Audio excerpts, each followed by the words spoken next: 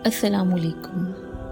आज मैं आप सबसे सवाल करना चाहती हूँ, पुल सिरात क्या है और हम इसे कैसे पार कर पाएंगे।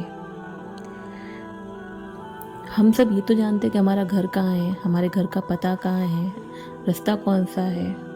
हम ध्यान रखते हैं क्योंकि हमें घर जाना होता है ना, दिल्ली पहुँचना होता है।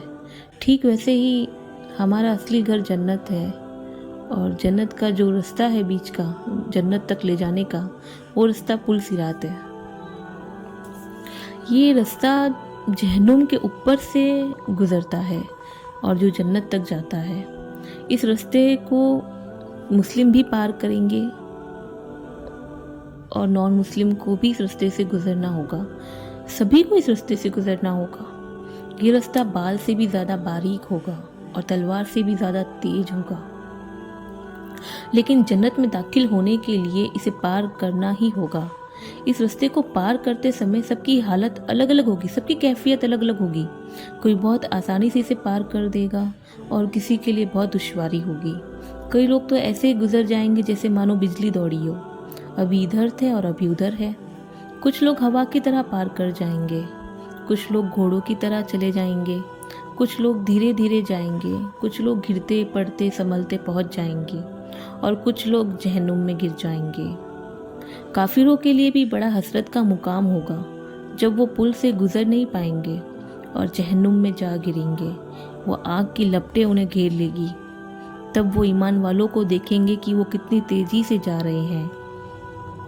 अब सबके मन में एक सवाल आ रहा होगा कि हम कैसे पार करेंगे, हम किस तरह कामयाबी हासिल करें, ऐसे कौन से अमाल करें कि हमारा रास्ता आसान कर दे। अल्लाह ताला हम सबके रास्ते आसान फरमाए, हम सभी के लिए अल्लाह पुल सिरात से गुजरना आसान फरमाए।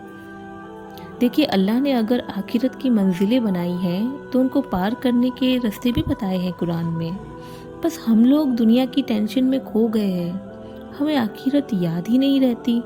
हम लोग बस ये सोचते हैं कि दुनिया में कैसे अच्छे से रहे, आराम से रहे, कैसे ज़िंदगी को जिए, कैसे ज़िंदगी को मतलब खाना पीना सोना, बस हमारा यही ध्यान रहता है। हम लोगों को अल्लाह ने एक घर दिया है जिसका नाम आखिरत है, जो हमारा असली घर है। हमें बस उस घर तक जाने का पता मालूम करना होगा और उस घर तक जाने का जो रास्ता है वो नेक अमाल है। हम लोग अपनी ज़िंदगी अगर सुन्नत के हिसाब से गुजारें तो हाँ, हम नेक अमाल कर सकते हैं। जिसने एक सुन्नत अपनाई उसने एक सुन्नत को ज़िंदा रखा और उसका अज़र भी उसे ताउम्र मिलेगा।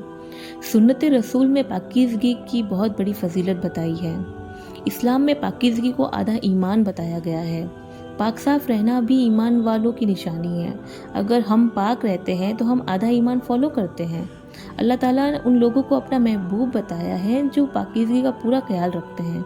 यानी आधा ईमान तो ये है कि आदमी रूह को पाक रखे और आधा ईमान ये है कि आदमी जिस्म की सफाई और पाकीज़गी का ख्याल रखे।